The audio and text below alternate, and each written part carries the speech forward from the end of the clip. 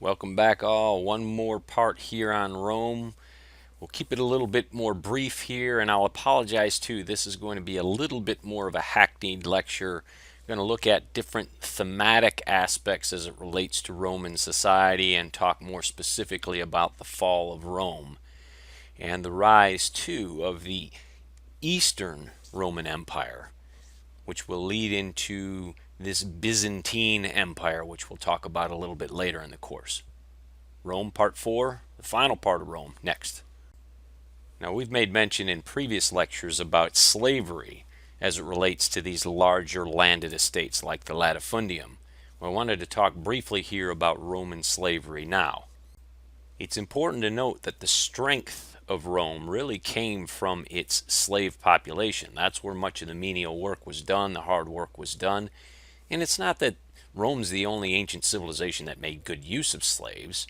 Most all other ancient civilizations did. Clearly, we talked a little bit about ancient Sparta and the Greeks making use of slaves. Well, just the same, in ancient Egypt, I don't know if I mentioned it in a previous lecture, made heavy use of slaves, most of those from West Africa, kingdoms like Mali, Ghana, and Songhai, and we'll talk about those great African kingdoms a little later in the course. In fact, at one point in its civilization, Alexandria, the city of Alexandria, had upwards of 75% slaves. So clearly slaves are a key component to the strength of these ancient civilizations, and Rome's not going to be any different. What is perhaps a bit unique about Roman slavery is that there tended to be this sort of ethnic component to it.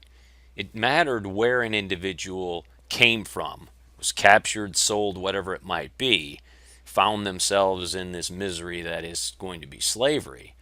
But ethnicity did matter in what you were required to do as a slave. As an example on the slide here, Greek slaves tended to be used in a little bit more favorable way. Musicians, artists, tutors, and some of that might come from their own classical sort of background as it relates to Greece anyway. Slaves from various ethnic backgrounds, whether they be Igbo, Yoruba, others from West Africa, might wind up doing much more menial tasks, hard labor. So ethnicity did matter. One underpinning aspect as it relates to slavery, though, they all lived in deplorable conditions. This was not a fun place or status to be in. I want you to think of Rome then as a slave society rather than as a society with slaves. That doesn't imply that all Romans own slaves. They don't. Very few do, but they own lots of them. What it implies is and means is that the underpinning economy really is based on slave labor. And if you take that labor out, the underpinning economy could potentially collapse. Therefore, Rome is a slave society. And one of the greatest fears of slave owners is what? Insurrection. That leads us into one of the several slave insurrections that took place in Rome. This is perhaps among the most known, this Third Servile War, or the War of Spartacus. Rather than get too granular here as it relates to this War of Spartacus or Third Servile War, especially because so much information is available out there, and films have been done, as some of you may well know and maybe have already watched. Rather, I just want to focus on some specific salient events as it relates to Spartacus and his uprising and the impact of the uprising. While not a ton is known about the background of Spartacus, ancient historians, Plutarch and others, would have us to believe, and it's probably true, that he was Thracian, which means he would have been from the land of Alexander the Great, in that neck of the woods. And because of the way this war breaks out and his leadership in this war, it does seem to suggest, too, as it relates to tactics, because he seemed to be a master tactician, he probably had some military background or training as well. But again, we don't know a ton about Spartacus himself personally from a bio standpoint. What we do know, however, is he was definitely a gladiator, and he would help lead this gladiator army. The ranks would swell to over 70,000.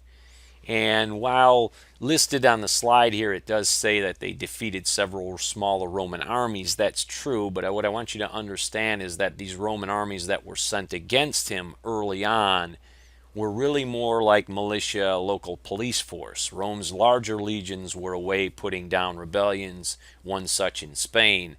Therefore, I don't want to say he was going up against the JV, but for the better part of the early part of this uprising, he was not going against Rome's best. That will change, however, when the Roman Senate decides to send Marcus Licinius Crassus to go to war. Now, hopefully, some of you are saying at this point, wait a minute, I've heard of this Crassus dude before, I think. You're right, you have. Marcus Licinius Crassus is that individual we talked about alongside Julius Caesar and Pompey for that first triumvirate. Now, the first triumvirate is not in play yet. And Crassus, at this point, yes, he's the wealthiest man in Rome, but he's looking to make a bigger name for himself. He's going to get that opportunity here during this third servile war. The Roman Senate's going to send him down with a legion, and he will put an end to this servile insurrection. What happens to Spartacus is the big question. Historians still debate this today. Most believe he died in battle, but there are others that suggest, I don't think he died in battle. And because Crassus didn't know if he died in battle, and the some 5,000 to 6,000 prisoners that were captured at the end of this didn't want to give up Spartacus's identity, Crassus just went ahead and said, okay, you want to play that game, I'm going to go ahead and make an example of all of you to the rest of Roman slave society. And he went ahead and crucified 5,000 to 6,000 individuals and lined the Appian Way. This was the main Roman road, all the way from Capua to Rome. 5,000 to 6,000 souls are going to be crucified as an example to others, a visual. If slaves want to rise up, this is going to be what happens to you. Therefore, slaves, obey your masters. Crassus will make a name for himself and then be eventually put into this first triumvirate, which we've talked about previously. When thinking about departed souls like those individuals along the Appian Way that were crucified, perhaps it makes sense for us to bridge into Christianity or spirituality here. While I am not going to talk at length about Christianity here, we'll do that later in the course, it is worth mentioning for sure that during this age of Augustus, at the same time, this individual by the name of Jesus of Nazareth will be born. Keep that in mind. And while Christians and Christianity will not be favored in Rome itself, the western part of the Roman Empire itself, in fact, Christians will come to be persecuted quite heavily. It won't be the case in the Eastern Roman Empire. In fact, we'll start to see Christianity embraced in the Eastern Roman Empire. You say, well, wait a minute, what is this Eastern Roman Empire, Western Roman Empire stuff? I thought they were all one. They were, at least up through the Republic and the early years of the Empire. Once we get about 200-300 years past the age of Augustus, past the birth of Jesus of Nazareth, then we're going to start to see things change. Power is going to slowly shift from Rome to Constantinople. Rome itself is going to witness all sorts of invasions from various ethnic groups, internal turmoil, slave insurrections, big debt that they're going to have to try to figure out how to pay for. In Constantinople, however, we're going to start to see the opposite thing happen, really. Power is really going to begin to concentrate there. And much of the Roman Empire, then, if one were to think of Rome as power, is going to be in Constantinople as much as it is Rome. And it's in Constantinople, then, that they embrace Christianity. Rather than go into great detail about Constantinople, you can see where the city gets its name from Constantine the Great, or this Byzantine Empire that's going to emerge. The former Eastern Roman Empire is going to become this Byzantine Empire. We will talk about the Byzantines later.